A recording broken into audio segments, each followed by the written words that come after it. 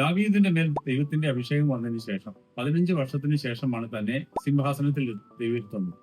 പക്ഷെ ഇതിന്റെ ഇടയിൽ ആ അനോയിന്റിങ്ങിന് ശേഷം ഒരുപാട് പ്രതിസന്ധികളും പ്രയാസങ്ങളിലൂടെ ദാവീദ് കടന്നു.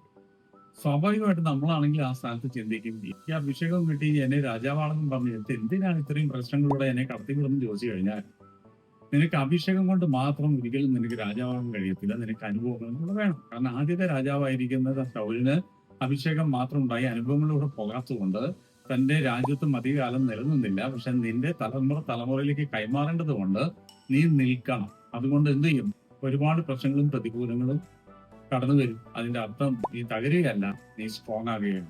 അപ്പൊ പുതിയ അനോയിന്റിങ്ങിന്റെ ലെവൽ മാറുന്നതിനനുസരിച്ച് പുതിയ പ്രശ്നങ്ങൾ കയറി വരും. ഇന്ന് പ്രയാസങ്ങളും പ്രശ്നങ്ങളും അനുഭവിക്കുന്നവർ ഒരു കാര്യം മനസ്സിലാക്കണം, ഇത് നിങ്ങളെ തകർച്ചയ്ക്കെല്ലാം മറിച്ച് വളർച്ചയ്ക്കാണ്. സർവശക്തനായ ദൈവം ധാരാളമായി നിങ്ങളെ അനുഗ്രഹിക്കട്ടെ. എന്റെ പേര് bishop Anoop Menon. Thank you.